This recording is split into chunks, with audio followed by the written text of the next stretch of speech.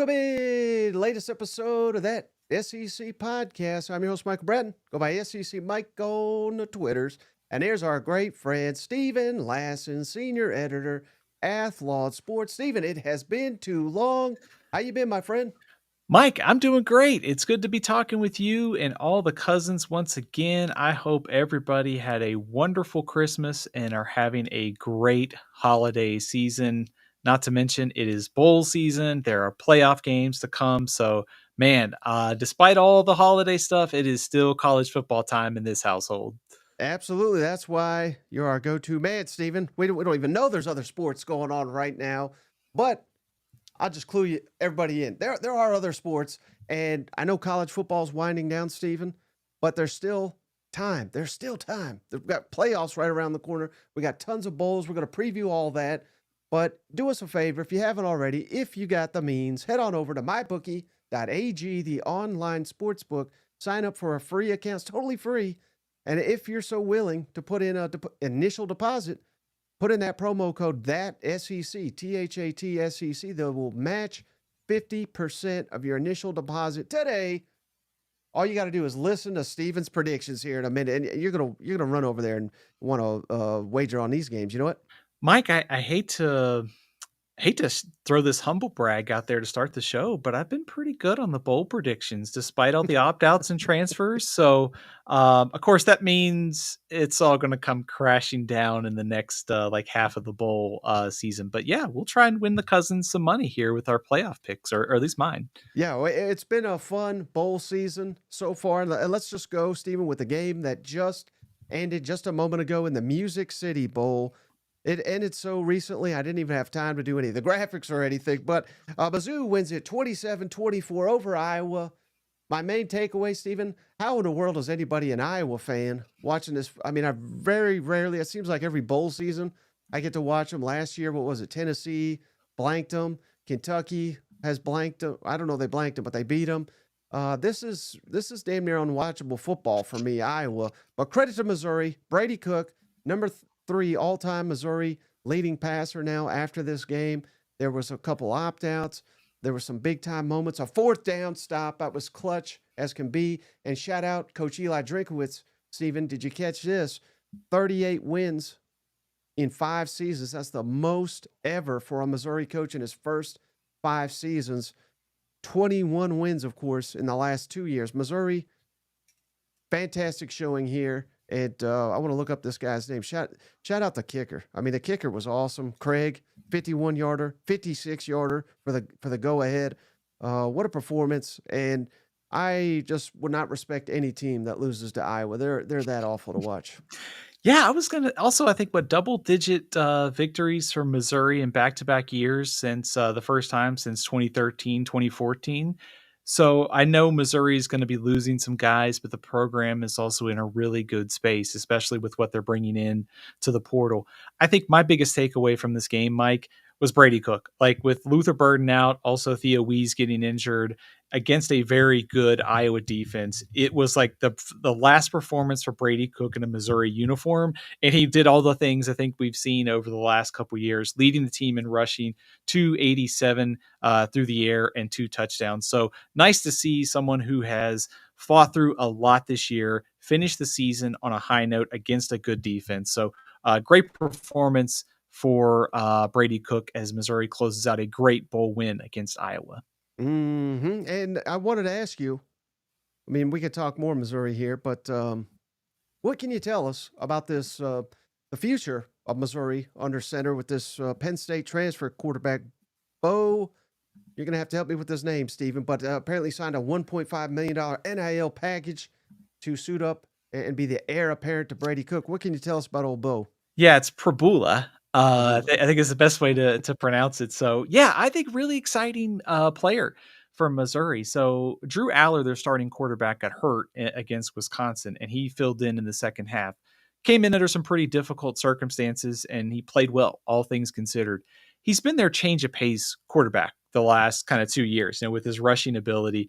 So I think he brings that automatically, that sort of what we've seen out of Brady Cook, the ability to make plays with your legs. He hasn't been a sort of a full-time like starting like passer quarterback, if that makes sense. I think that's going to be the question of like, how does he adapt to being the guy and being asked to execute more in the passing game, going from part-time to full-time. So I love the pickup from Missouri. Also getting guys like Ahmad Hardy, Kevin Coleman, their trio on offense, I think will be really solid next season. It may take him some time to get comfortable, but at the same time, when you have a need like a quarterback like Missouri, you've got to take this chance that Prabula, he could sort of realize all of his potential, be a good rusher, but also put it together with his passing ability. So I really like this pickup from Missouri. Mm-hmm. And again, 21 wins. This is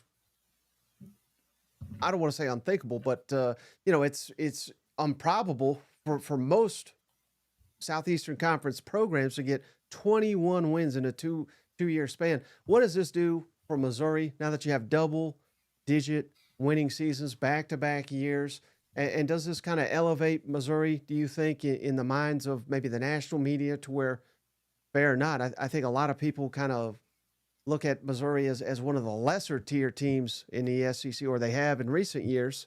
And maybe that's fair when they're winning 6 games, 7 games, 6 games, like they had been for a couple years in a row. But I think you got to strip that, and I think you got to give Mizzou their due.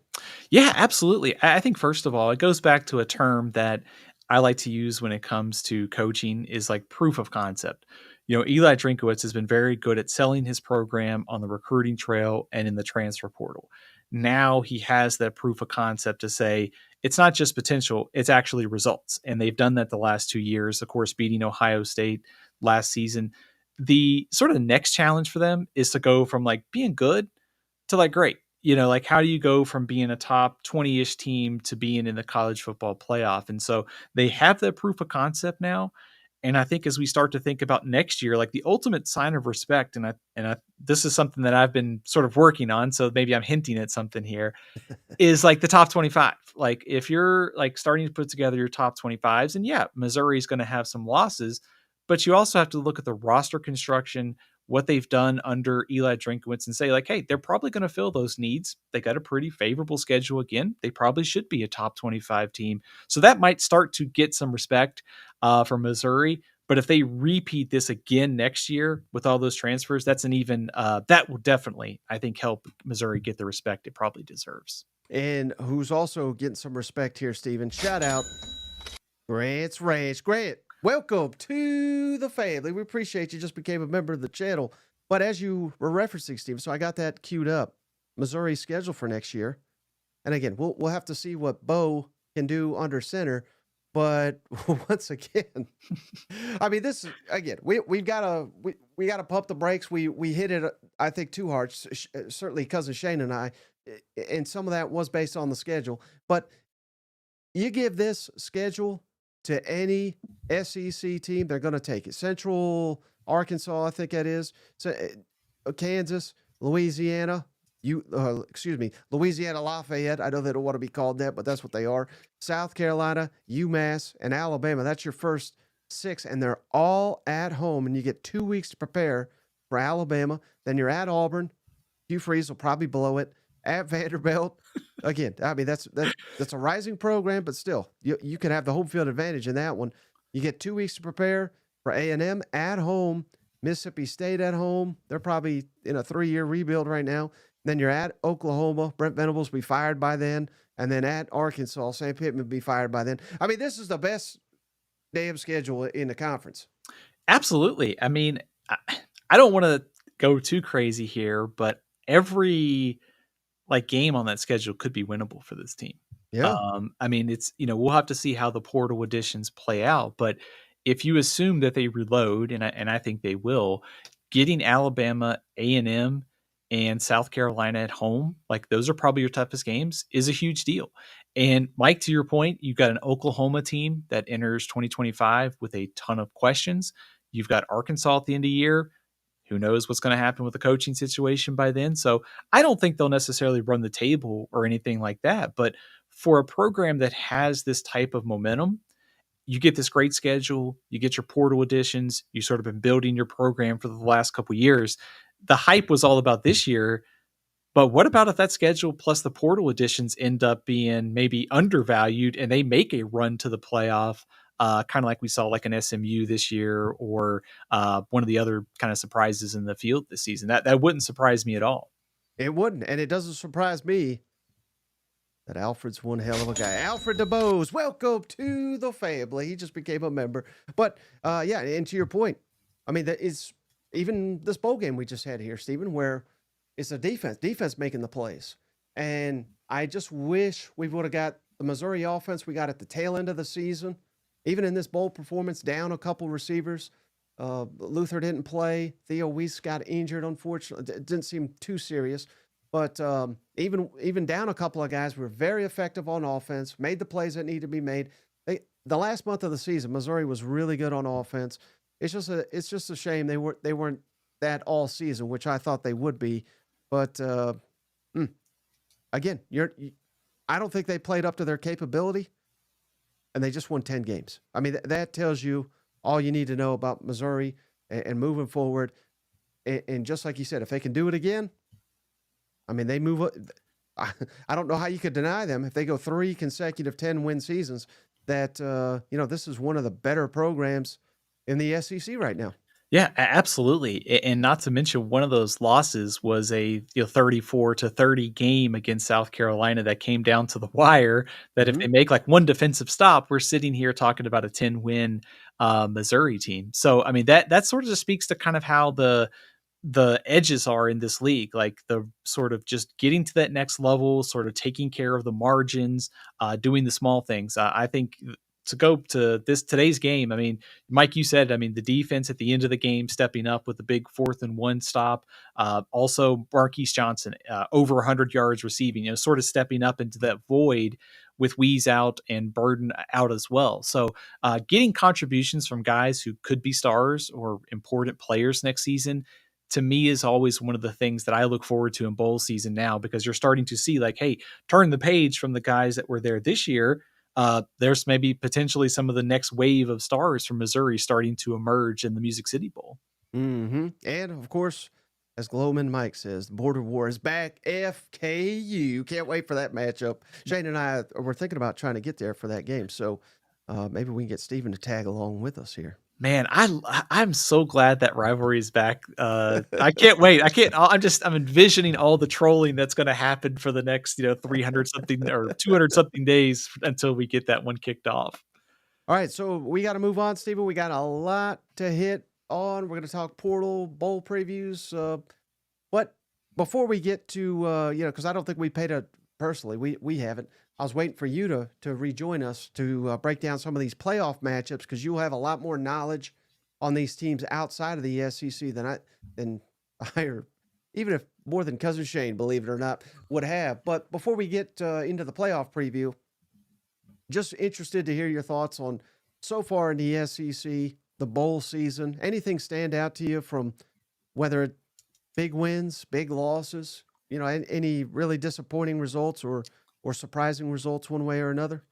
I think surprising in a good way was Arkansas, and just how convincing it was against Texas Tech, because going into that game with both teams missing pieces, opt-outs, injuries, transfers, I didn't really know what to expect. I mean, it felt like a pretty even game on paper, and especially according to Vegas. But I think it helps to have a healthy Talon Green, and having a couple of weeks to get healthy from all the banged up stuff from the season, plus some staff continuity, made a big difference in that game against Texas Tech. So Arkansas taking care of business with a shorthanded roster was a good way to cap a season. Getting to 7 wins after entering the year with a ton of questions and Sam Pittman being on the hot seat, that's a good step forward for this program. Also, we mentioned Missouri, but Florida, dominant win against a pretty good Tulane team. I thought pretty impressive that Florida's defense closed out the year by holding its last 4 opponents to 20 points or less. Granted, I know Tulane was missing its quarterback. I know Florida State's been limited offensively, but still a really solid in-season turnaround for this defense. And also, probably on the bad side of things, Mike, let me go back for a second. Let's close on one more good note, and that's Vanderbilt beating Georgia Tech. Great way to cap that season. Diego Pavia was awesome. Another benefit of getting healthy for the bowl game. Pavia was just fantastic in that game. On the bad side of things, Oklahoma in total control of that game against Navy, not able to finish the job, short yardage, big plays, and Navy gets back into it. A very winnable game for Oklahoma and an opportunity to sort of close out the season, just missed.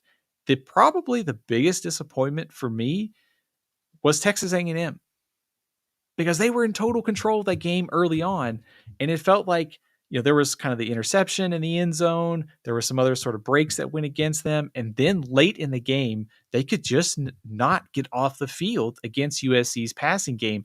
On paper, with USC's offensive line being banged up, they've had some guys transfer. It felt like, even though A&M was shorthanded on the defensive line, they still should have been able to take care of business. So I was probably the most disappointed in Texas A&M just because of how that game started, and also the matchup. Like, it should have been a game that they were able to close the door and win. Mm-hmm.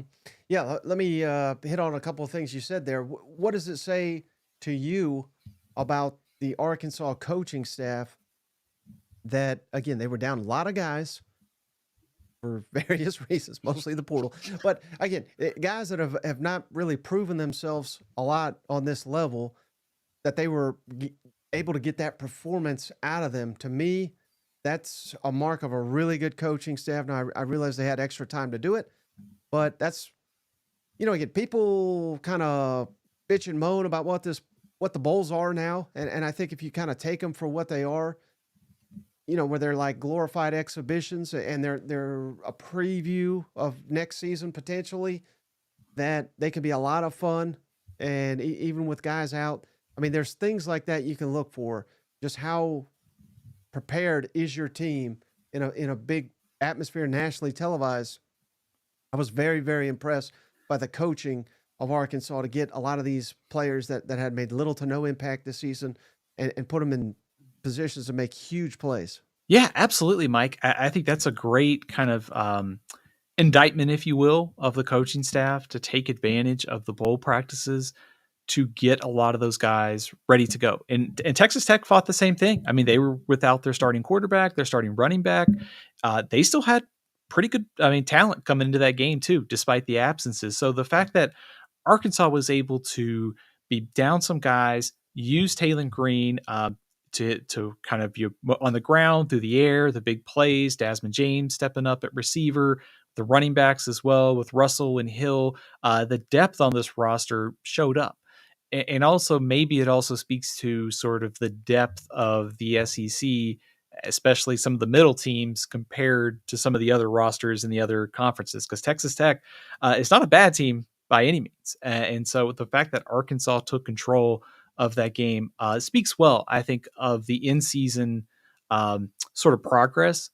But also, I think I always think about bowl games as like the want to, like, show me the want to is there. And you can pick up on this if you watch the Fenway Bowl on Saturday morning. You could tell there wasn't a whole lot of want to by North Carolina when they played UConn on Saturday. I detected a whole lot of want to for UConn. I detected a whole lot of want to there for Arkansas. And I think that's a credit to this coaching staff, just keeping those guys together. They lost by 7 to Missouri, by 10 to Texas. They could have folded up for the Liberty Bowl. Instead, they took advantage of that opportunity. So really nice job for Sam Pittman and that staff. And this is echoes what we've been saying, Steven. I don't, apologies if I've said this to you or not. I can't recall. But when Arkansas is losing all these guys, there's major freak out. But I said, well, who are they keeping? That's the most important part. They were very public. We're keeping Taylor Green, and like it or not, I mean, some schools have a huge bankroll, some don't. And with this shared revenue deal coming through, maybe that'll even the playing field a little bit. But until then, you want your quarterback, or you want a tight end, you want a lineman, you can't win. We all know. I mean, this is one-on-one stuff. You cannot win without a quarterback. And when Taylor Green plays like he did in a bowl game, like he's played at times when he was healthy, Arkansas is going to be a tough out each and every week. And without him, I mean, I think it's a borderline disaster.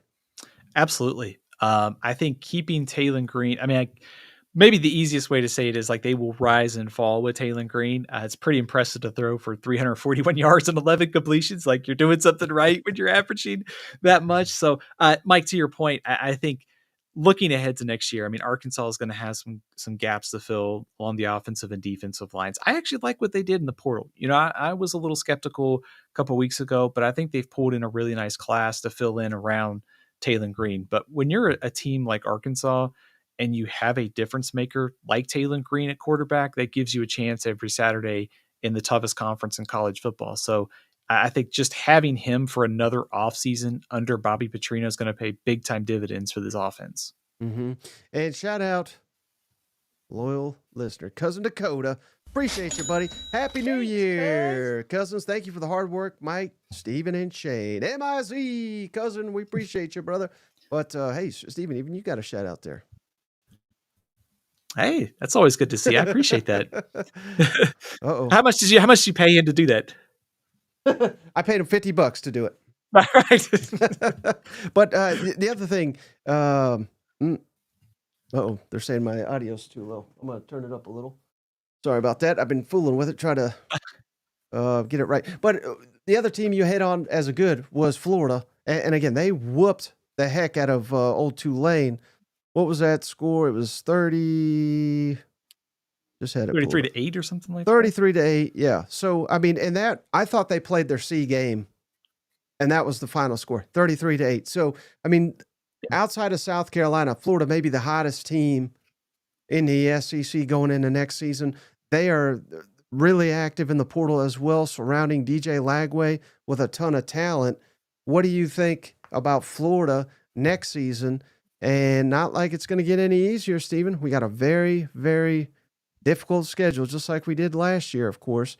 I'm going to try to pull it up here. But what do you think about the Florida Gators heading into next season? Given I know it's still an incomplete roster. There's still probably going to be additions to be made. But how high is the ceiling here with DJ Lagway under center year 2? You might call me crazy, but I think this is a team that can make the college football playoff next year. Because I think this gets at kind of a conversation that we were just having kind of with Taylor Green, is that quarterbacks can elevate your team. And if I'm looking at like stock, I'm buying Lenore Sellers. I'm buying DJ Lagway. Of course, Arch Manning too. But for Florida, they entered this season with a lot of uncertainty with Billy Napier, and they started that way after the first couple performances with Miami and Texas A&M. There's got to be a totally different like vibe coming into 2025. Like you're coming into the season with one of the country's best quarterbacks. Your defense has played better. You've got a roster that, you know, for the most part is going to be back. Jake Slaughter coming back at center is a big deal for Florida as well. It feels like kind of the page has been turned. You know, all the hot seat talk, now they can look forward and sort of look at kind of all the optimism, all the promise that's there. And especially when you have someone like DJ Lagway, you can build around him and he can only get better from here. Because you said it, Mike. I mean, he didn't play that. I didn't think he played all that like great in the bowl game. 2 interceptions, and including one that was, you know, just kind of seemed like a silly throw on his part. So he can only get better. We know Billy Napier can churn out rushing attacks. And I love the pickup of J. Michael Sturdivant, a receiver from UCLA. Big-time playmaker at UCLA who should be able to step in. They've had a great track record, whether it's DK, Ricky Pearsall, transfers coming in. So to me, the arrow is pointing up on Florida despite a very difficult schedule next season. I think they can be a top – I think they will for sure be a preseason top 25 team and can be a playoff contender. Well – we got to talk about this, Steven, because these fans they're which they should be. They are angry. They are lashing out, even to me, who was hyped them up. But I mean, this is the worst conference record, 2-6, that Oklahoma's had since 1997, which was, I believe, trying to think, 97. That was probably the right before Bob Stoops got hired. So I mean, it has been a while, but. Can you give us some optimism here, Steven, with the Oklahoma Sooners, who are having to replace both coordinators for the second year in a row? And Zach, and maybe I should ask asked it this way: Zach Alley leaving for West Virginia. What does that say to you about? I mean, not even I wouldn't even call it a lateral move. I mean, to me, that's a step down. What did you think of that? Let's tackle that first. Oklahoma losing their defensive coordinator to West Virginia. He's stunned silent, folks. Oh, we got you now. You there, Mike? Yeah, I got you. What did you think? Okay. I don't know if you heard any of my spiel there, but what was your reaction to Zach Alley leaving Oklahoma for West Virginia? I think it's tricky because I can actually see why he left Oklahoma for West Virginia, just because he had a tie previously to Rich Rodriguez, and also the ability to sort of own the defense. You know, at Oklahoma, it was always going to be, well, Brent Venables is going to play some role. If you want to be a head coach, you sort of have to go out on your own and improve your stock.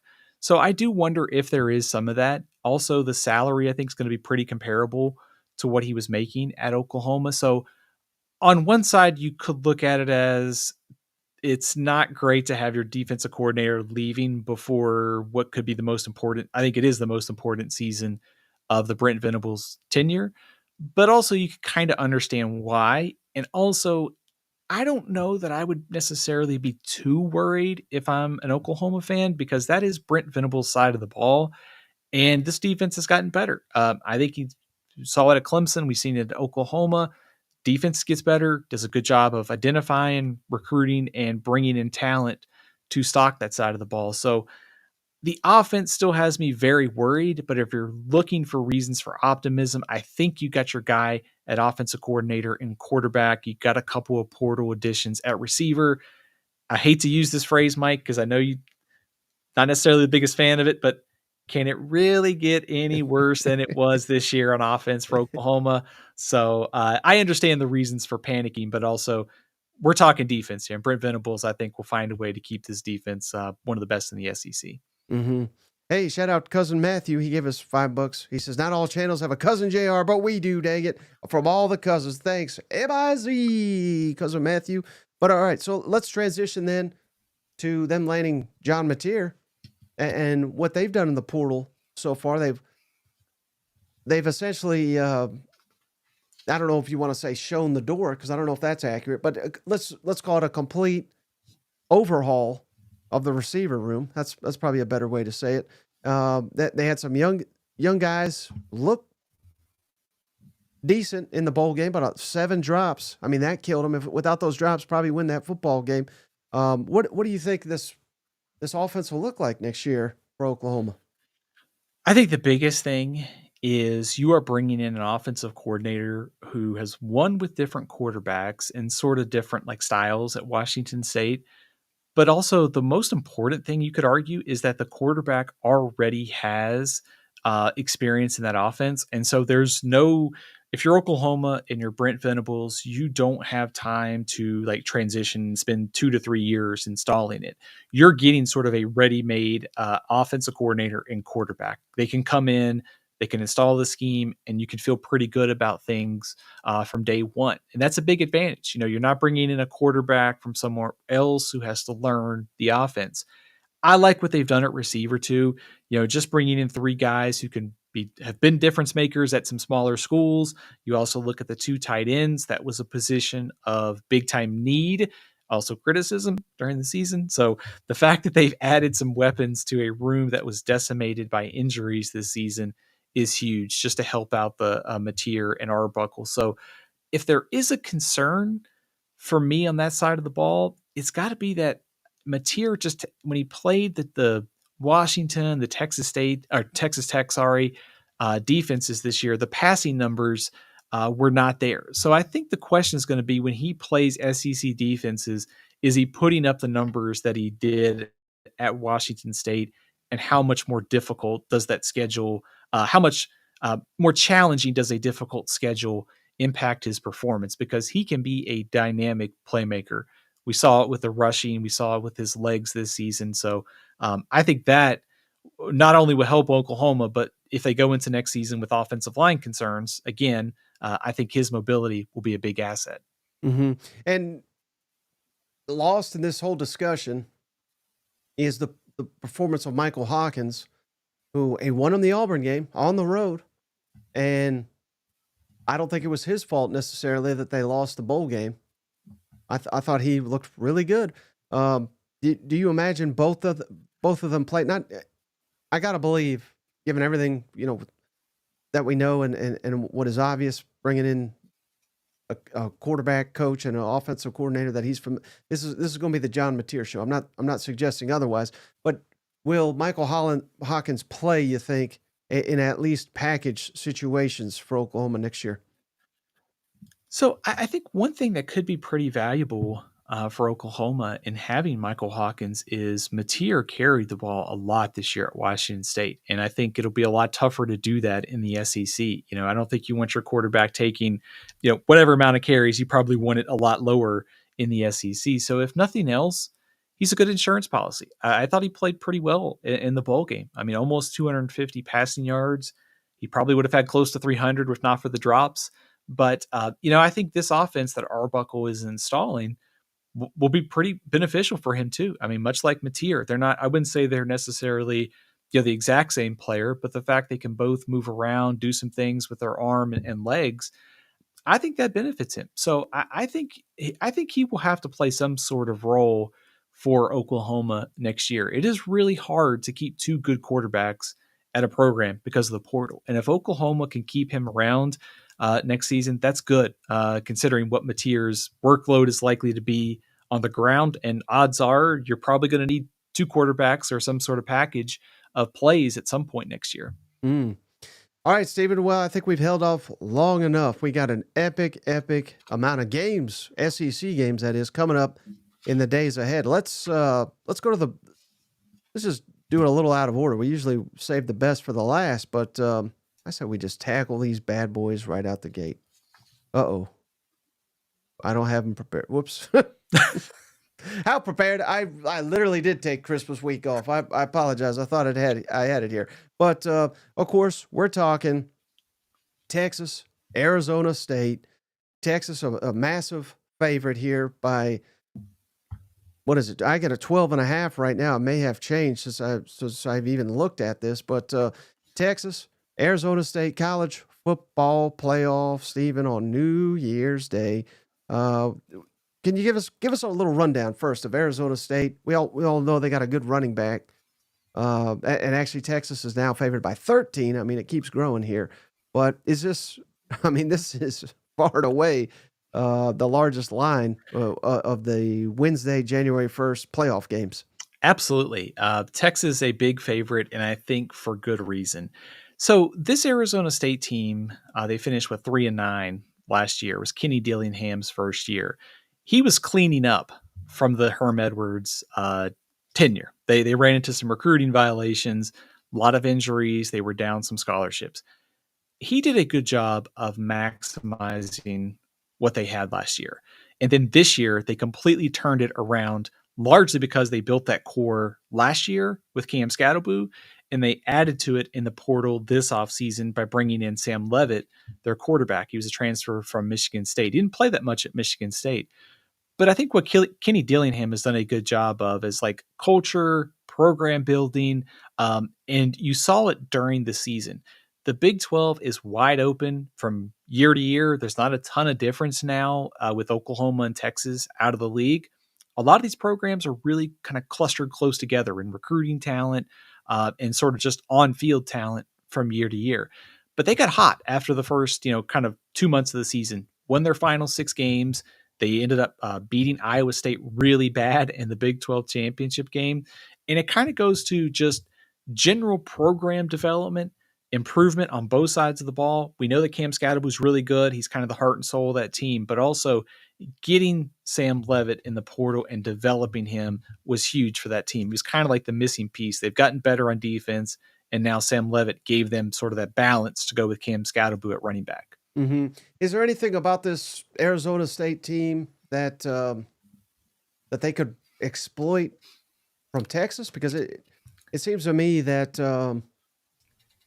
last week, where last game, whatever you want to say, against Clemson. I mean, they were mostly in total control, Texas was, of Clemson, until Klubnik got hot. Some of his receivers were making incredible plays, and even that wasn't enough. But again, Texas was in complete control basically that entire game. And it was a 7-point game late, but they pushed it to 14 almost immediately. So it, to me, again, not knowing a ton about Arizona State except watching them in their championship game, and I know they have a really good running back. I don't think that serves you against Texas because Texas is so good on defense. And the quarterback, to my knowledge, of Arizona State's running his mouth saying he wants to showcase he's the better quarterback. I mean, I would not have advised him if he were asking my opinion. I wondered if he watched much of the Texas defensive tape before saying that. I'm guessing he did, but I don't think I'd be trying to poke the bear here for Texas. Mike, I think you hit on something that I've been struggling with since Texas won that game, which is where does Arizona State have an advantage? Like, where is the edge for the Sun Devils that they can exploit against Texas? And honestly, I'm not really sure there is one. I think if you look back at that Clemson game, like you said, Klubnik, Moore, Wesco, those receivers, they just got red hot. I think Leavitt will have some success moving the ball through the air, but they're also down their top receiver. Jordan Tyson was hurt in the Arizona game in November, and he missed the Big 12 championship game, and he's out for the rest of the year. So they're already down one of their best receivers. I think their other receivers and tight ends are pretty solid, but I don't think that they're up to the level of Clemson in terms of just talent and production. So they're going to need a heavy lift from some guys who have been sort of the 2s and 3s in the receiving core this year. So I think that that's what I'd be banking on if I'm Arizona State is, let's just say Leavitt gets hot, the receivers are making plays. I'm just not sure that's going to be enough. Like, I don't think they can just run Cam Scatterboo 35 times against the Texas defense and expect to win. I think they're going to have to do it through the air. I think they're going to have to probably pick up maybe a defensive touchdown, some kind of win the turnover battle, 3-0. This just feels like a heavy lift for Arizona State. They can play loose because they're the underdog. No one expects them to win. It's kind of been the theme for them this season, picked very low in the Big 12 and winning the conference. But all the matchups really favor Texas in this one. Yeah, tremendous job once again to the committee. They're playing in the Peach Bowl in Atlanta. Perfect destination for Texas and Arizona State when the Fiesta Bowl's on the table. Georgia could have played. If you're not going to give Georgia a home game, at least give them Atlanta. This is complete nonsense, but that's not the point. Let me ask it to you this way, Steven. What is your confidence level? And I know this is looking ahead a little bit here, but what is your confidence level? Let's just assume Texas wins. I think everybody's assuming that. If Texas beats Arizona State, the winner of Texas and Ohio State or Oregon, whoever wins that game, what's your confidence level that the winner of that semifinal game will win the national championship? I'd say it's fairly high. I would love to see Texas and Georgia again. I think how Georgia evolves from Carson Beck's injury is really fascinating, and we'll get a good look at that later this week. But it really feels like the Ohio State-Oregon game is probably 2 of the best 3 teams in the country, or 2 of the best 4. Mm-hmm. So I tend to think that the national champion is probably coming out of the top half of the bracket. I don't want to dismiss Georgia because I'm probably a little bit more optimistic about Georgia's chances than most.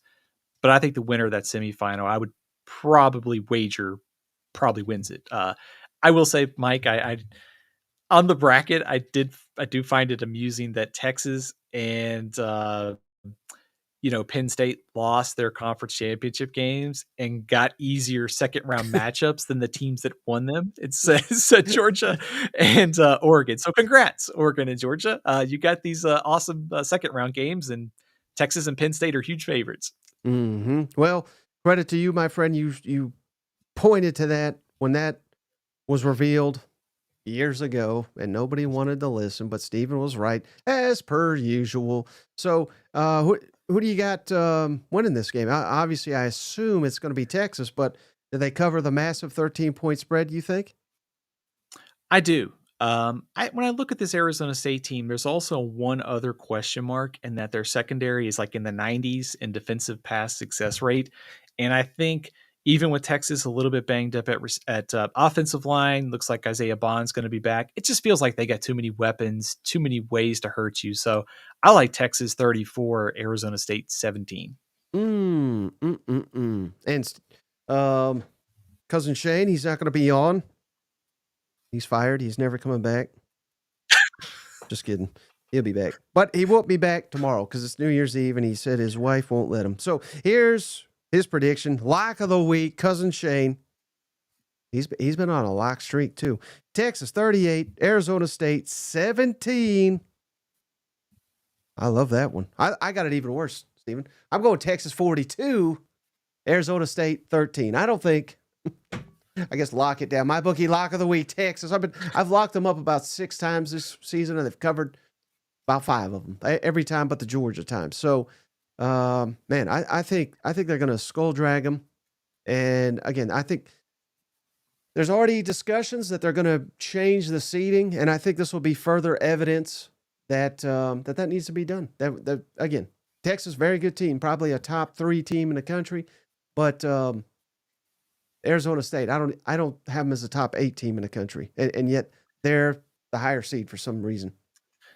Mike, it's just so difficult to, rank the teams 1 through 12 or 1 through 25, highlight the 5 highest rated conference champions, put them in there and rank them 1 through 12, just like the committee takes. Of course, I'm just being like sarcastic. It's like, how silly this whole exercise is. Seriously, just rank the teams 1 through 25, pick the 5 highest rated champions, and then pick the 7 at large as you go through 1 through 25 and then seed them. And it is like, this doesn't, like, Arizona State would be seeded appropriately. And also, for everybody that wants better first round games, this would be the way to clean some of that up. Like, you have actually evenly matched teams. Like Indiana and Boise State, I think, would have played in the first round had the seeding been appropriate. I mean, that's a way to solve like 2 problems here. So I hope that they get rid of the conference champions with buys. It's not fair to Georgia and Texas, Ohio State, Oregon, whoever it is. If you're 2 of the best 4, you deserve a bye. And also, let's get these games in the quarterfinals at the home sites. I mean, how much better would it be to see Notre Dame going to Athens, see Texas hosting Arizona State if the seeding was right? I mean, anyways, sorry to get on my high horse, Mike. I just have to keep hammering this. All right, how about the other SEC matchup in the Sugar Bowl? Notre Dame, Georgia here, and Georgia favored, as he should be, but only by 1 because Carson Beck not playing. Over under 45.5 points.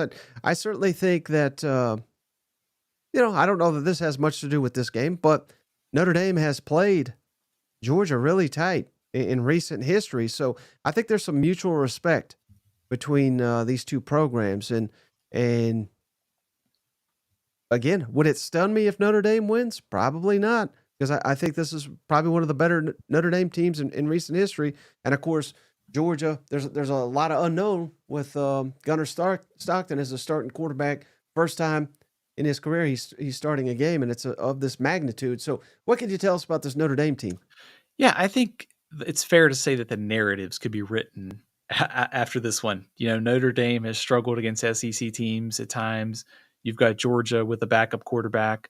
What does Georgia look like probably shapes your opinion of the rest of the way, what happens on Wednesday night. Mike, I think you kind of nailed it there. This is one of Notre Dame's better teams, like balance-wise. Really, really solid on defense. They've had some injuries, including Riley Mills, one of their starting linemen this week, but they are one of the best defenses in the country, first in the nation in defensive success rate against the pass, and that's without Benjamin Morrison, who was one of their preseason All-Americans at corner due to injury. So really good on defense. Offensively, Mike Denbrock is their offensive coordinator. They love to run the ball. Jeremiah Love, if you watched the Indiana game, he broke off a big touchdown run in the first half that kind of got things going for Notre Dame. Riley Leonard, you may remember him from Duke. He's really efficient in the passing game. I don't necessarily think they have the best big play passing game, but I think what they try to do is stay on schedule, like offensively. Like they get you in like 3rd and 3, 4, allow that passing game, that short, efficient passing game to work. They use the tight ends well too. So offensive line is really solid. Has shown at times in the Indiana game they're a little vulnerable. So I think if you're Georgia, you come into this game saying our line of scrimmage is probably better than yours, and we're going to show you. And we, in the collective, the defense, offensive line, rushing attack can sort of take some of that pressure off of Gunnar Stockton. Mm. Yeah. So, I mean, is this a lot of these big time matchups, Steven? It's all about, the styles of game and the styles of the teams. And is it fair to say that these two teams are very similar in a lot of aspects when it comes to line of scrimmage, defense, and quality quarterbacks, but not necessarily quarterbacks that you're projecting to throw for 300 yards and multiple touchdowns in a big time spot like this? Exactly, Mike. I think these two teams match up well on paper. And just thinking ahead to how Wednesday's games are, if you're watching like Oregon and Ohio State, and then Notre Dame and Georgia, you're probably watching like two different like worlds because of how those games are going to be played. One's going to be high scoring. This one's probably going to be a lot more on the lower end. This Notre Dame team is really built like inside out. They got the big offensive line. They want to be physical. They want to play good defense. And I think, efficient, sort of staying on schedule is kind of the way they want to be offensively. I have my doubts coming into this game that I know Georgia's defense maybe isn't as good as some of the other groups in recent years, but I'm not 100% convinced that Notre Dame is going to be able to come into this game and run for 250 yards, and especially with a passing game that Riley Leonard has only 8 completions of 30 plus yards this year. I don't know that they're going to be able to live in that. I think they're going to have to find a way to manufacture a couple big plays to win this game, because if the Georgia defense that shows up, like that played Texas those 2 times, that spread may not be enough for what Georgia can do on Wednesday night.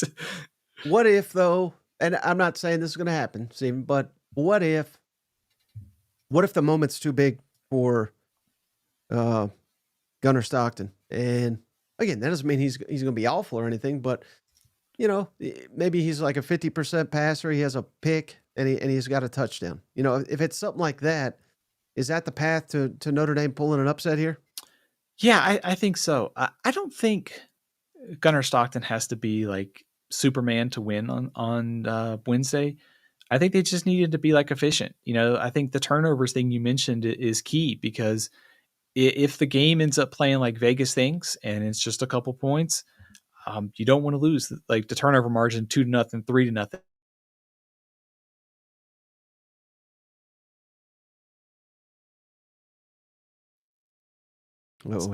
And so I do think if you're Georgia, winning the efficiency on offense, don't turn the ball over, and win the battle at the line of scrimmage, the sort of team collective, I think, can lead Georgia to a win. Would you be surprised at all, though, if because I gotta imagine Notre Dame's thinking the same thing, and what little we have seen of Gunnar, especially in that Texas game when he was thrust in there at second half, he was running because again, Texas was not probably prepared for a running quarterback, so that's probably why they ran Gunnar so much, and it was effective. But what if they come out here? Mike Bobo's got several weeks to prepare, and he sees a couple matchups he likes in the secondary, and he comes out here throwing the ball all over the yard. Maybe not the whole game, but maybe like the first half to take advantage of matchups that he likes. Would that shock you? Not at all. It would not shock me if like Georgia's up like 13-0 and Kirby Smart does his best like Kirk Ferentz impression and just like sits on the lead. A lot of runs, time possession, like everything. I think Gunnar Stockton will benefit the most from the layoff, like in the playoff. Like they've had a couple weeks to get him ready. They can build the strengths of the offense around him. So I think he'll play like well enough for Georgia to win. I would be stunned if he was just like awful in this spot, especially after the way he played in the SEC championship game. I mean, the spotlight wasn't too big, the moment wasn't too big, kind of whatever term we can use for it. The fact that he was able to play well enough for Georgia to come back and win that game, I think speaks volumes. Also, Trevor Etienne having that extra time to get healthy too, I think is key because I think that he is probably one of their most like dynamic playmakers, and he's had now a couple weeks to get healthy. So I think a healthy Etienne plus Stockton, maybe you throw early to set up the run. To me, I think there's a lot of paths there that Georgia can use to win this game. Steven, you just gave me a nasty flashback when you mentioned Kurt Ferentz watching that Music City Bowl, 4th and short. 3 minutes ago, he punts the ball on the 40-yard. Like, good Lord. I mean, has this guy not watched football the last 20 years? I guess that's just some guys you just can't get the old school out of them, huh? It's funny. Dana Holgerson, who's been, play caller and he's been other assistants, he was talking about Iowa a while back because he's now in Nebraska. And he played Iowa at Texas Tech when he was an assistant under Mike Leach. And he said they're literally doing the same things they were like 20 years ago. So, Mike, he hasn't changed. So, get ready for Arkansas versus Iowa next year's for Lion Quest Bowl. All right, sorry to go derailing there, but so hey, all that being said, who do you got? I mean, could this? Well, we got the Rose Bowl too, but maybe outside of the Rose Bowl, is this the best matchup you think in this round of the playoffs? Notre Dame, Georgia, and who do you got winning it? I think so. I have kind of wondered if this sort of debate on this game has swung like too far in favor of Notre Dame, and that Georgia's going to show everybody that hey, we're still the top dog here. We won the SEC. Yeah, we may not be as good as we were a couple years ago, and we've got a backup quarterback. But the defensive difference makers like Jalen Walker, Michael Williams, part of me just wonders if they just dominate on Wednesday night. I've gone back and forth on the score, Mike. I've got Georgia winning. I'm more optimistic on Georgia still winning the national title, probably the most. I think everyone's going to assume that with a backup quarterback, Georgia will struggle against Notre Dame. I'm not convinced. I think Georgia wins. I'm going to pick it 24-20 just because of the unknown, but I like Georgia to win this one. Yeah, and the only concern for me is trying to find the schedules. I guess I just don't have Georgia's up here. But, I mean, which one are we getting? Are we getting – that's the million-dollar question with Georgia. Is it the team that thrashed Texas – at Texas? I mean, that was maybe the most impressive win in the SEC this entire season. Was it the team that, quite frankly, got smoked against Ole Miss? Probably should have lost to Georgia Tech. I mean, they're just so up and down, up and down. If it's a good Georgia, I think they could kill Notre Dame. If it's the bad one, I think they could conceivably get killed by Notre Dame. So I'm going to split the difference here. I think Georgia wins, but I don't have I think it's going to be like a field goal. I think it's going to be an ugly type game. Give me Georgia 23. I got Notre Dame 20. So just a field goal here. You kind of have to take them to cover because it's a 1 point spread. And Cousin Shade, he's got Georgia 28. He's got Notre Dame 24. Boy, does he hate the Irish. So he may never show up if Notre Dame knocks off an SEC team in the college football playoff. He may never recover. I'm a little disappointed that Shane didn't pick Notre Dame, and then we could send that tape to Kirby, right? He's like, nobody's respecting your team. But I imagine there's a lot of that going on, though, at Georgia. I mean, like I said, I've seen a lot of Georgia can't win the national title because they have a backup quarterback and no belief in Gunnar Stockton. I am sure that Kirby Smart has printed out every article, put every video up to say that no one's respecting Georgia, and I think they could use that. And certainly, one game that I would be watching if I'm Notre Dame, and I'm sure that they're going to use a lot of this, is that Georgia Tech game. Because I think there's some things that Riley Leonard can do with his mobility and a lot of the motion and shifts that Georgia Tech did that gave Georgia a lot of trouble. So I think even though Georgia has been inconsistent this year, it's like the season is on the line. There's no like coming back from this. It's not Mississippi State. It's not, Kentucky. That you can't have any more inconsistency. It's almost like this is it. Backs against the wall. Georgia against the world. part of me just thinks like they just show up and play well the rest of the year and no more inconsistency. Mm-hmm. And then how about the other two games, real quick? You don't have to spend a ton of time on it, but you know, who do you think wins? And maybe your confidence level in your predictions, maybe like 0 out of 100. How about let's start with the Rose Bowl, Ohio State, Oregon. Who do you think wins, and what's your confidence level? I got Ohio State winning, Mike, but I have like a 0 confidence level. I think by far it is going to be the most entertaining of the semifinals. Or sorry, the quarterfinals. Just so much talent on this field between these two teams. Great offenses. The receiver talent in this game is ridiculous. They've already played once too, and it was a 1-point game. So I suspect that we'll get a lot of kind of the same sort of vibe from this one. Small things decided the first one. I suspect we'll get kind of a lot of back and forth with the two offenses. Maybe it stops in the red zone, a turnover. I don't have a ton of confidence in Ohio State winning. I think it will be the best of the semifinals, but I will take the Buckeyes in a close one. The other one, I have a ton of confidence in Penn State. Like I would probably almost go like 90%.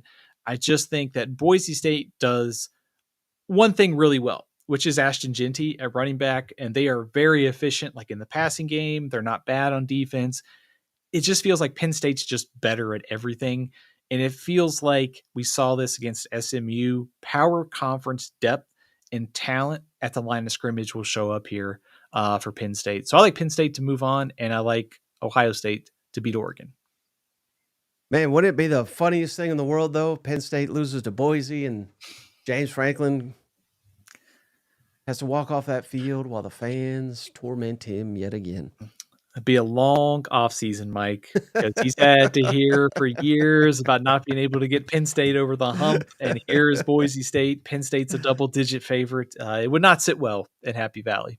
All right, how about some of these New Year's Eve games? Steve, we got some fun ones here. Alabama, Michigan, in I was on Feinbaum today. I said, do they even have Outback Bowl? He said, yeah, this is the Outback Bowl. They just call it something different now. I had no idea, but seems like a lot of Alabama guys are playing. Seems like a lot of Michigan guys aren't, which is pretty funny. But what's your thoughts on this and anything that should concern Alabama in this matchup? Yeah, Mike, I think that's it. Like, if you look at this matchup on paper, it's like Alabama's got mostly a full roster, and Michigan is missing a lot of key players, including Kenneth Grant and Mason Graham. They're two outstanding defensive tackles. So, a Michigan team that was very much defense first is missing some guys at the line of scrimmage. I think for Alabama, I think it ought to be like finish the job. Like with all these guys playing, there's no reason that Alabama should lose this game. They didn't quite have the season that they wanted, but if you can go beat Michigan, you get to 10 victories, you finish probably just outside the top 10, you can kind of salvage something. So maybe the last game for Jalen Milroe. I think if you're Alabama, you don't want to fall into the same trap that Ohio State did, which is sort of a slow, lower scoring game, not many possessions. You want to get Michigan uncomfortable and make them play from behind. So I think as long as Alabama does that, and maybe a lot of that is Jalen Milroe, I think they should take care of business in the Outback/Black West Bowl. And how in the world did Michigan get this game being the most average? I don't even know if that's right. I mean, I know they beat Ohio State. That's about the only thing they did. But I mean, Alabama was a hair away from making the playoff. Michigan, did they just want the rematch of last year? Did they just want the brands? I mean, any idea how Michigan got to this game? They nearly didn't make a bowl game. What a difference a year makes, right? First of all, I mean, I didn't think about that till now. Like the teams that left the field in last year's Rose Bowl look a lot different. I think one thing that helped Michigan is that win over Ohio State, plus the fact that Indiana, Penn State, Ohio State, and Oregon all made the playoff, and you're choosing. And this is something I think criticize the Big Ten for. Like after those top teams, it was not a great year in the Big Ten. I mean, Nebraska was 6-6, USC was 6-6, so there was a ton of drop off after the top. And so I think if you got a chance and you're sitting there in the Outback Bowl bowl room with a fancy jacket on, you probably thought, yeah, Alabama Michigan rematch, that sounds pretty good. Joe, appreciate you, brother. He says he just celebrated 2 months of being a member. Alabama is a lock. I 100% agree. But last thing I got on this one though, Steven, would you also agree that all the pressure is on Alabama, Kalen DeBoer, after last year, after dropping that game to Oklahoma, they had no business losing, and the fact that Michigan just barely snuck in here, and again, the fact that Alabama's got most of their guys playing, and Michigan's got some key players out. I would argue there's no pressure on Michigan. They should get smoked. I think they will get smoked. But if Alabama loses this, I mean, heck, they did beat Ohio State. So again, if they find a way somehow, some miracle to beat Alabama, God, that ain't gonna be good. Yes, I totally agree with you, Mike. I think all the pressure in the world is on Alabama just because, number one, they've got the full roster. They're a heavy favorite. Michigan comes into this game shorthanded. No one expected them to beat Ohio State. That worked out pretty well, other than probably the Michigan players. Michigan has played better, I think, later in the season. I think they kind of found their identity, but how much of that identity translates to the bowl game when you have so many guys opted out? I think it's kind of hard for Michigan to sort of carry that over. Also, there's probably also the thing, Michigan just seems to be in Ohio State's head to some extent. But in the bigger picture, Mike, I 100% agree. This is a game Alabama should win, and if you're Kalen DeBoer, you really need to win and not have another loss, sort of like the Oklahoma one. And then how about this one, Steven? This is maybe the best matchup of teams outside of the playoff, of course. South Carolina, Illinois in the cheese. I don't know. Is it Cheez-It Bowl? Is it Citrus Bowl? I don't know what they call it. They call it the Cheez-It Citrus Bowl. So I'll call it the Citrus Bowl. It'll always be the Citrus Bowl to me, Steven. Absolutely, man. There's very fond memories of getting up on New Year's Day to watch the Citrus Bowl, the Outback Bowl. So I am still very partial to calling it the Citrus Bowl. I think the biggest kind of takeaway coming into this game for me is, did the time off cool South Carolina at all? Because they were red hot at the end of the regular season. And Illinois, defensively, their stats aren't bad, but they're also played a lot of bad Big Ten offenses. They are 111th in the country in defensive success rate. They are sluggish against the run, also according to the some of the advanced metrics that I've looked at for this game. So if I'm a South Carolina fan, I look at this game as, hey, we can go finish the job. It's a favorable matchup. Sellers has a chance to really put a stamp on this year and also kind of look ahead to 2025 and start that Heisman campaign. I don't want to read too much into bowl games, but it feels like if you haven't watched Lenora Sellers, and I know most people on this podcast have, but I think there might be a chance here for a lot of people nationally who haven't watched South Carolina to really understand how good he's been down the stretch. Mm-hmm. And I don't want to jump ahead, but I'm going to do it anyway. 2025. Let's assume, which again, nothing's a given. I think Illinois is pretty good. I think on Burt, I think he's a heck of a coach. But if South Carolina gets the deal done, they go to 10-3, and they win their last 7 games, which is still remarkable. Where and you are chiefly responsible for some notable preseason rankings. Just you don't have to give us the exact one, of course, but could South Carolina be coming into next season with Sellers back, with Dylan Stewart back?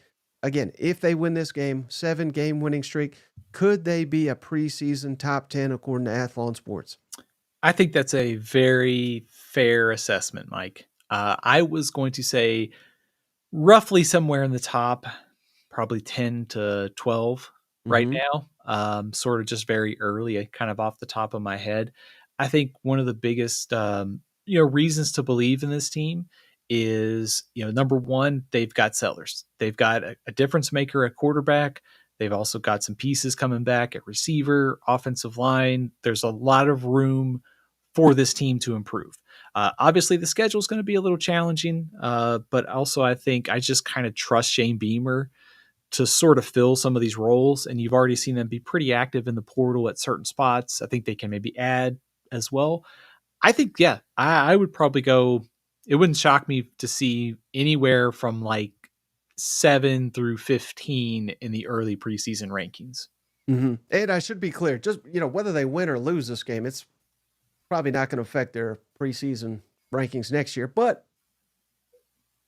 doesn't help. Doesn't help, or it couldn't hurt if they're right into the offseason with all this momentum and they finish the deal and get to 10 wins. I think that'll be a heck of a job. And remember, this team, their over/under win total was 5.5. They may nearly double it here. So, outstanding job by Shane Beamer and company.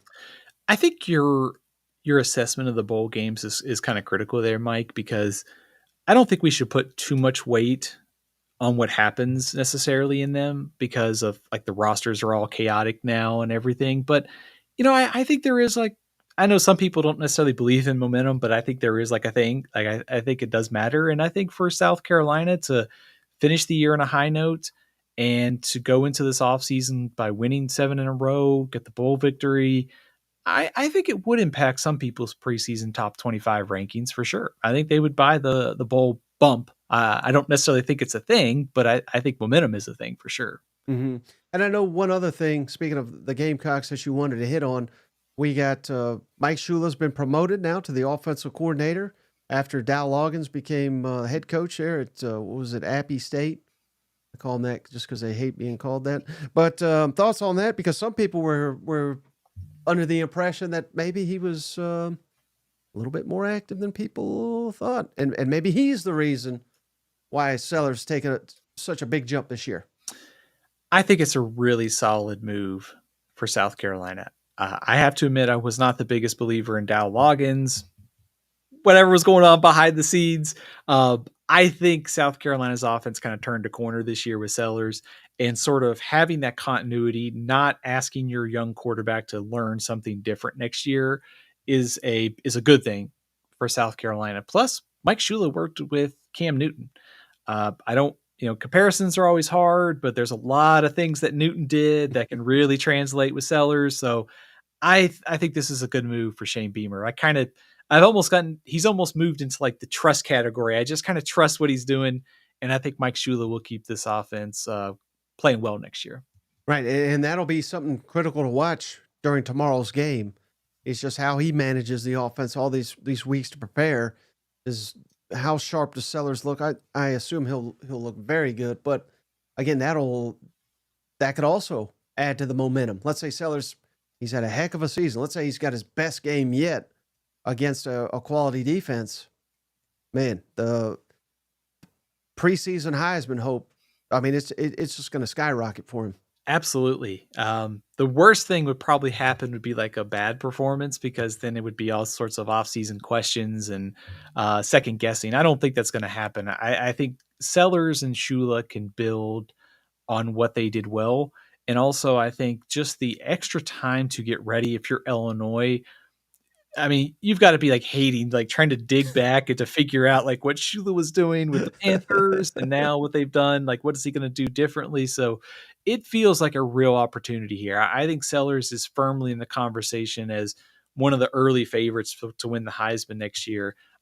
Bowl buzz, bowl bump may not mean anything, but like I said, I do think there's a lot of people who didn't get a chance to watch him in November after he improved from the start of the season. And this performance, if he plays well with Shula calling the plays, I think can only build the buzz for next year. All right. And then how about this one, Steven? LSU, Baylor, another game that'll be tomorrow in the Texas Bowl. What can you tell us about Baylor and how they match up against LSU? Mike, I think this could be one of the better bowl games like after Christmas, because Baylor was much improved this year. This is also, of course, the Dave Aranda Bowl because he was at LSU. Now he's the Baylor head coach.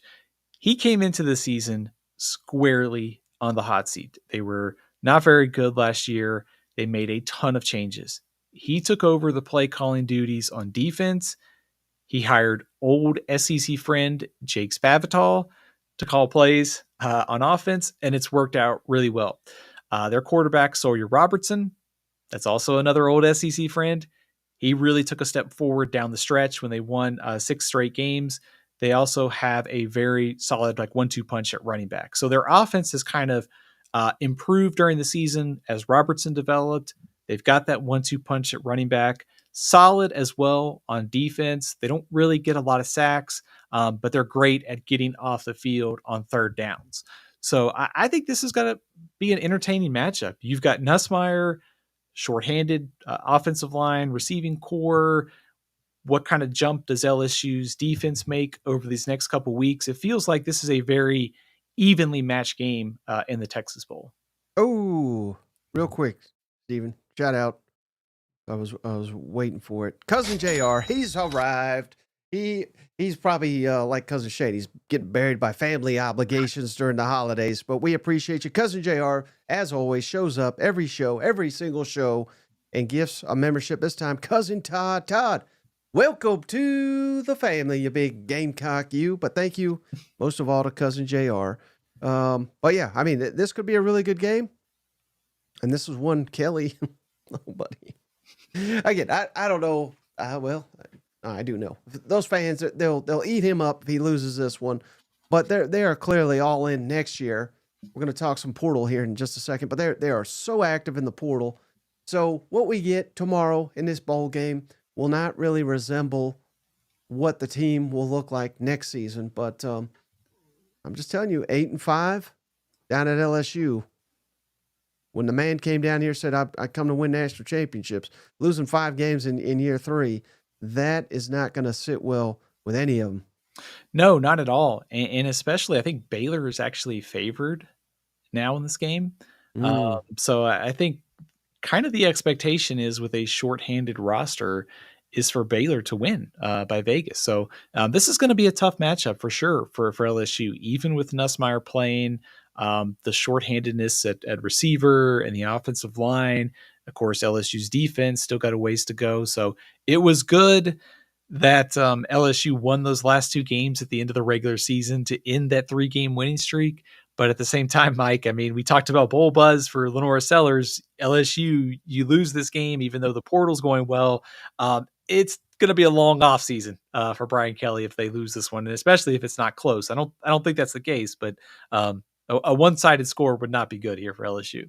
Mm-hmm. And Cousin Cotton says, what about Perkins? You know, so he's coming back. That was a nice little addition. It sounds like he may play some nickel. What was your thoughts on that? Again, we'll see where he plays, but Harold Perkins, at times, you know, he's looked like a future star. At other times, you know, there was a lot of LSU fans, Steven, asking, you know, is this team better without him on the field? I mean, as crazy as that sounds, that looked to be the case for about 2 or 3 weeks. And then I think after Alabama, they were begging for him to be on the field. So what was your thoughts, level of surprise, and how he fits in, and hopefully they can fully utilize Harold Perkins next season? Yeah, I think it's great news, obviously, for LSU, just because you get somebody with an enormous amount of defensive havoc, ability to create a bunch of havoc on defense back next season. I was probably a little surprised. I mean, I think NFL teams are going to value the whole kind of ability that he brings to the table, and somebody's going to say, we can find a spot for him at some position and fit him into a role. But also, I think coming off the injury, like, it probably makes sense to come back because he can probably make a lot of money if he plays well next year. I don't know if you feel this way, Mike, but I'll throw this out there. It kind of feels like LSU is sort of struggling to figure out like what his best role is still. It's almost, he just needs to be like a defensive like havoc, like put him out there in the edge and let him get after the quarterback. So that seems to be like Blake Baker's like offseason priorities, figuring out where he can help you the best. If that's pass rush, if that's nickel, versatility, we see it now in the NFL, like safeties and being versatile in the nickel role is huge. So there's a lot of potential there. And I hope Blake Baker and Perkins can kind of figure out what's best for him next year, because the upside is enormous. Mm-hmm. And then final bowl game I wanted to ask you about, Steven. So it'll be a Thursday, January 2nd. So a couple days out. But Ole Miss facing off against Duke. No idea who Duke's quarterback will be, because Blake Murphy left. And apparently they got a $4 million man now at quarterback. But and nearly everybody outside of Chris Paul, the linebacker, is playing for Ole Miss. So they are a massive favorite in this football game, 17-point favorite as it currently stands. But thoughts on this matchup and how Ole Miss matches up against the Devils here? I think they match up really well. Of course, this is the David Cutcliffe Bowl, as he coached the D's, but the strength of this Duke team this year was defense, and that's, of course, Manny Diaz's side of the ball. Second in the ACC in fewest points allowed. Also very good at creating havoc, like tackles for loss, sacks, forcing turnovers. That is probably where they're going to have to win this game, because not only did they lose their starter, they lost their backup quarterback to the portal.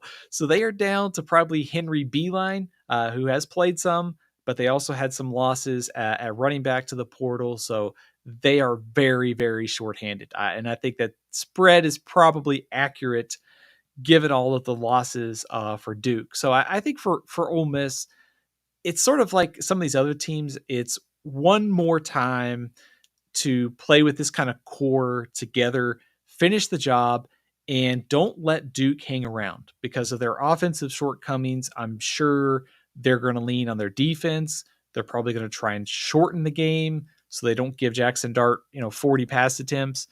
That's probably Duke's best chance, is defense and turnovers and run the ball. So I think if you're Ole Miss, jump on them early, score early, and I think put Duke away and force them to get out of their comfort zone. And I think this matchup is a pretty favorable one for Ole Miss. Yeah, I mean, I think the only way Ole Miss loses is if they no-show. Yeah. If they're disappointed that this is their bowl match. And quite frankly, I don't see how that will be the case, given that so many of their key players, thanks to their NIL contracts, are playing in this game. Ole Miss has always been a cut above when it comes to the portal. So shout out that collective. But talking Ole Miss, it's a perfect transition to go into the portal, Steven. Are there any additions, any subtractions that really stood out to you? I know it's still, everything's a work in progress. And in these wild times, I mean, a guy can commit about 3 or 4 times out of the portal. Nothing's really finalized, even when they sign these deals. Nothing's finalized. They can leave at any point. But having said all that, anything stand out to you? And maybe the one that stands out the most is not even Ole Miss, but the opponent they're playing here, Duke, with allegedly a $4 million signing of their quarterback. If that is accurate, and that is being widely reported by reputable, college football insiders here, that first of all, I don't even know his name, the Tulane quarterback, but Darian Minsa, yeah. What was your reaction when you saw that Duke allegedly has given him $8 million for 2 years? I was stunned. First of all, and then I guess my second thought was, wow, I mean, like, Duke is serious about being a player in the ACC football. And they also, the quarterback they ran off was Malik Murphy, who was at Texas, before, and then he went to Duke. He wasn't that bad. I mean, it's like they ran off a pretty good quarterback, I guess, for an upgrade. And I think Mensa is an upgrade, but it also speaks to, I think, volumes about the quarterback market and how fast it moves. And you've got to get your guy locked down, contract, whatever it is, right away. So credit to Duke for doing that. I thought he might be someone that Auburn, Oklahoma, some of these other teams would look at. But I mean, Duke that kind of contract was surprising to me. But at the same time, though, I think if you're Duke, if you want to be a player in the ACC, you got to do it with Clemson and all those other teams on your schedule in the future and next year. Right. And it's clearly not my place. It's, quite frankly, I don't think it's anybody's place to mock a guy for taking that type of money. But I think it's safe to say, like you said, Auburn and some of these others, maybe if the money was same, he'd be at one of those schools. But I don't know. But I would imagine none of the SEC schools were going to pay the Tulane quarterback $4 million a year to come play for him. Did they spend basically, like, did Duke spend all of its like reservoir of money like for the Tulane court? Probably. Yeah. But that gives them a fighting shot now. You cannot win without a quarterback. If he's amazing, they're going to look like geniuses. Regardless of what the rest of the team looks like, if they're terrible, then they'll be a laughing stock. But they're taking their swing. But That's probably a conversation for a different day.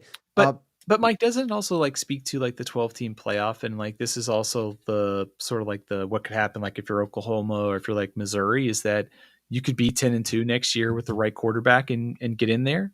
I mean, to me, like that's kind of where some of these teams are. It's like take the swing because the path is more wide open than it has been, if that makes sense. Yeah, no, that I hadn't even thought about that, but yeah, I mean that's how SMU got there. You could argue Boise with their outstanding running back. I mean, he's whatever they're paying him, he's worth every cent. Appreciate you, cousin Lori. She said, just put the baby's college fund on Georgia. Hashtag my bookie. We do appreciate that. Yeah.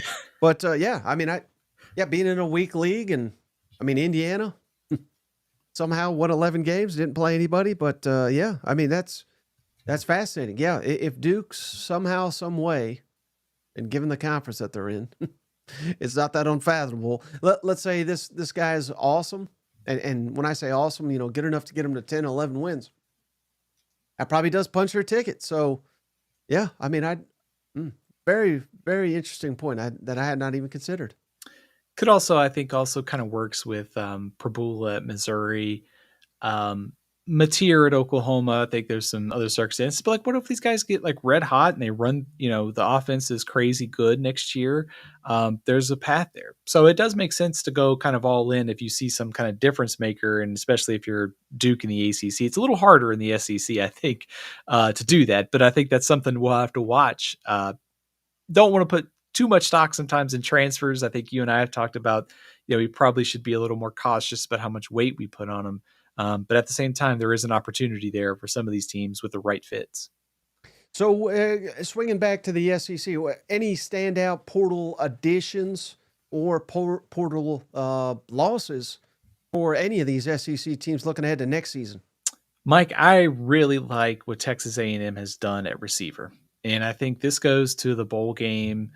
Watching this team, it feels like any defensive backs and any receivers that have upside need to go to College Station, or Mike Elko is going to be recruiting them to College Station. But they picked up Kevin Concepcion, the receiver transfer from NC State, who I really liked 2 years ago. He was an all-purpose kind of weapon for NC State. You add him with Micah Hudson, Mario Craver, it feels like the upside on this receiving core is significantly better than it was last year. And you can evaluate, I think, Marcel Reed a little bit better now because you have the receivers who can stretch the field. So I really like Concepcion. I think he'll be all-purpose weapon. But just in general, I love what A&M has done at receiver in the portal. Mm-hmm. Yeah, I think that it's critical what you said about Reed because there's some. It certainly seems most A&M fans are very happy with him, but I get the sense, and just looking at the comments and everything like that, very few of the other SEC fans have any respect for Marcel Reed, which is kind of crazy. First year, starting in a significant role, redshirt freshman, I believe. So the fact that that he was able to win a bunch of games, yes, they completely came out bust there at the end. But a lot of that's on the defense. I mean, they gave up 43 to Auburn. That's awful. 44 to South Carolina is a damn good team. I think they should have made the playoff. But again, you can't give up 44 points to a conference opponent. And then Marcel Reed had the Southern Cal bowl game won, but the defense caved again. So I'm not putting all that on Reed. I think he'll get better in the system year two. So. I'm talking. That's too nice of A&M. They need to finish something. I've made a vow, Steven. I'm not talking nice about A&M anymore. I thought Mike Elko's comments after the game were some of the most like honest, like after the game coach comments that I had seen like in a while. I was like, we're not going to play like pass defense like this, and everything he said about it. I mean, I kind of wondered if Jay Bateman would have a job by the time they landed back at College Station. Of course, it is Mike Elko's defense too. So, I think A&M in a sense, I felt like they did take a step forward at the end of the season. It wasn't like the ending that they wanted, but they were in the hunt to make the SEC championship game until the end of the year. It feels like a step forward, but also it feels like maybe a little bit of a missed opportunity. Had they just closed the door in USC, it was right there for them. We're talking maybe a little bit different level of optimism going into the offseason. But Marcel Reed's growth is huge. How they restock the defensive line is also something we'll have to watch this offseason. Mm-hmm. Any other standout portal additions? Yeah, I think just in general, Mike, I love the LSU class too. I mean, you look at kind of what they've done on defense. There's a name that I wanted to throw out there, Patrick Payton, the Florida State transfer. Um, I think 2 years ago when they had Jared Verse at Florida State, Jared Verse was a first round pick in the NFL.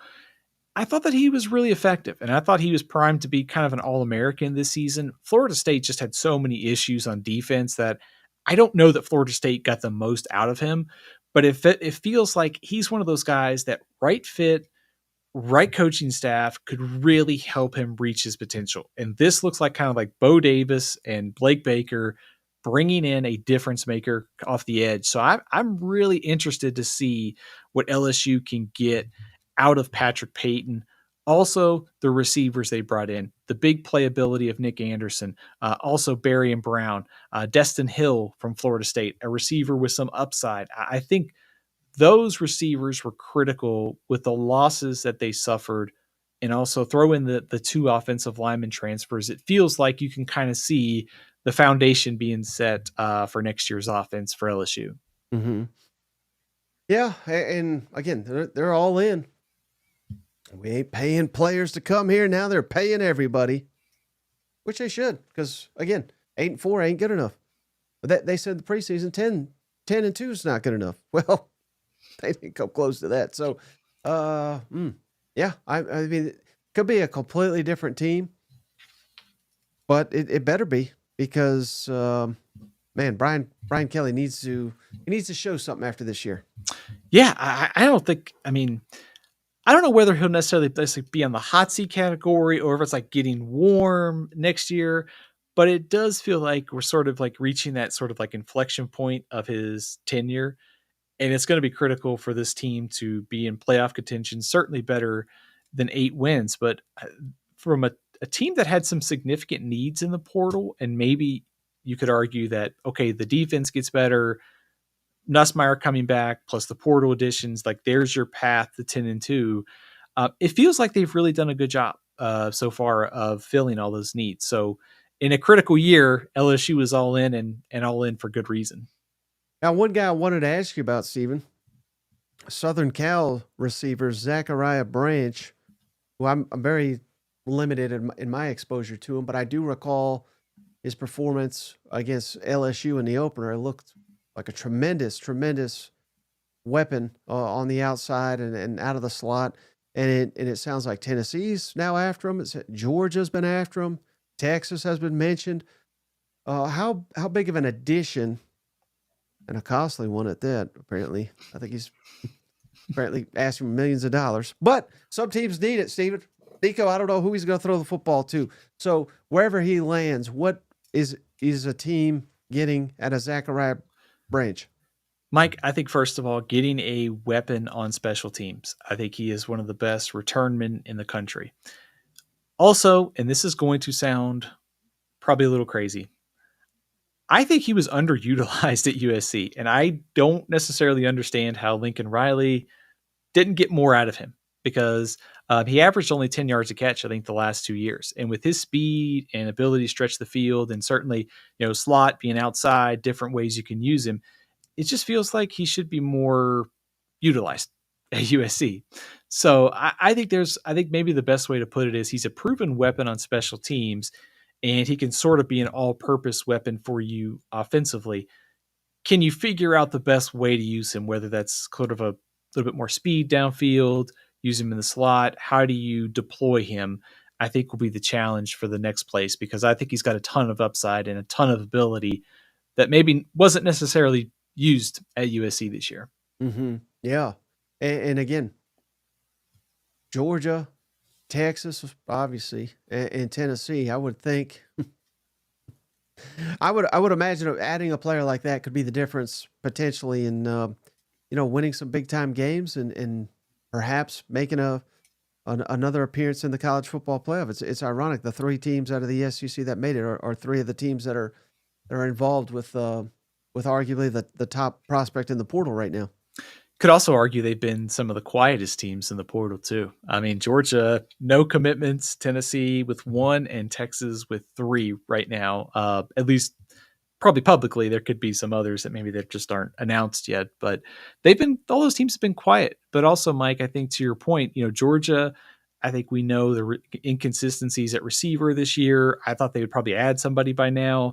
Texas, I'm sure they'll lose somebody, trying to add some weapons for Arch Manning. You mentioned Nico's going to need a revamped receiving core, but also just more consistency out of that group. So I'm not surprised that all 3 of those teams are trying to get him on campus or committed, because there's some upside and all 3 teams have significant needs there.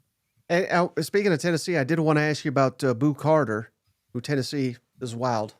I mean, it's just the game now, but a good freshman year. They got to announce we signed him. He's back. So he's back as a sophomore. Dynamic punt returner, solid defensive back. He's got a long way to go to be elite on that side of the ball. But apparently, Steven, part of his deal, and this is funny too. But again, this is where the game's at. Apparently, part of his rationale for agreeing to come back is he's going to get to play some offense. So, do you think that is going to be something we see more and more after Colorado and all their success and their Travis Hunter playing both ways? I'm not saying that Boo Carter is Travis Hunter 2.0, because I don't think we'll see a guy ever quite do that in the SEC or Champ Bailey, I guess. But that's just such a rarity that you're going to start both ways. But do you think we'll see more and more players play both ways moving forward? Yeah, I could definitely see that, and also throw in Jalen Mbakwe from Alabama, who's apparently going to play some receiver in the bowl game and probably even into next year. I could definitely see it.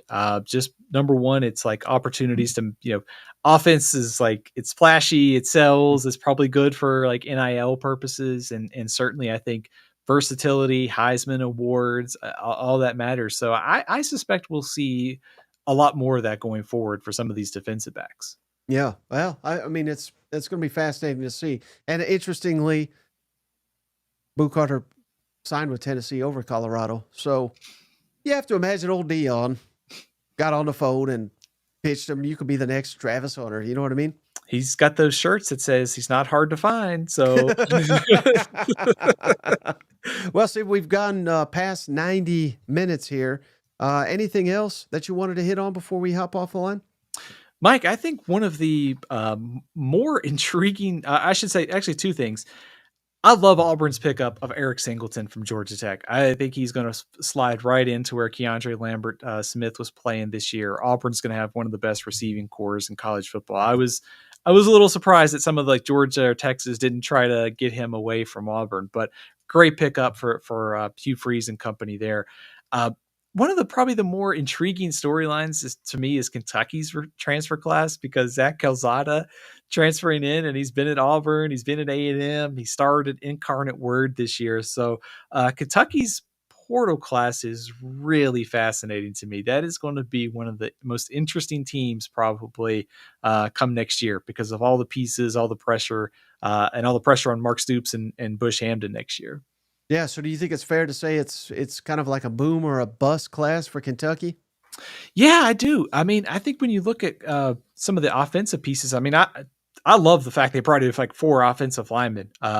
It's a spot that we coming into this year thought maybe that they'd be able to get the big blue wall going, but Calzada, whether it's Cutter Boley, they've got to get more consistency at quarterback. Dante Dowdell, the transfer from Nebraska, I think could be a nice pickup at running back. But you look at this class, I mean, the offensive linemen look great. There's some potential at receiver. The quarterback situation still iffy. So yeah, I definitely think there's a lot of boomer bust potential with this one. Yeah. And I do like adding Calzada, because I think best case for Kentucky, Boley comes in here and I thought he looked pretty good against Texas. He looked like a freshman against Louisville. But, best case scenario, he continues to develop. He's your quarterback of the future. But if not, if he's not ready, you get a guy that is going to be older than some of their coaches down there. So again, I think that was a smart pickup. And again, I love competition at the quarterback position. I think any quarterback that runs from competition, I quite honestly, I don't think they're worth much. I think it'd be short-sighted to count out Cutter Boley because he had a bad game against Louisville. I think there's probably a good chance that he rebounds this offseason. And if nothing else, Calzada pushes him. If not, they also have gotten enough weapons to sort of restock around the quarterbacks after losing Dane Key and Barry and Brown. I did want to mention one other team, Mike, because I don't think we've talked about Mississippi State. Great pickup of Fluff Bothwell at running back, the running back from South Alabama. You could tell watching South Alabama last year, like he's got serious power conference talent playing at South Alabama. And so it was good to see him get a chance at Mississippi State. I think he's got a chance to be a real difference maker for them next year. And I like what they've done on defense, just the bulk of talent. They need dudes on defense, and they brought in a lot of them this offseason. Well, I'm glad you said that, Stephen, because they're going to need a running back with that defensive coordinator still on staff. Coleman Hutzler, come on down, but they're ready to see him go, so they're going to need to be able to run the football. And apparently, they got rid of the offensive line coach Cody Kennedy.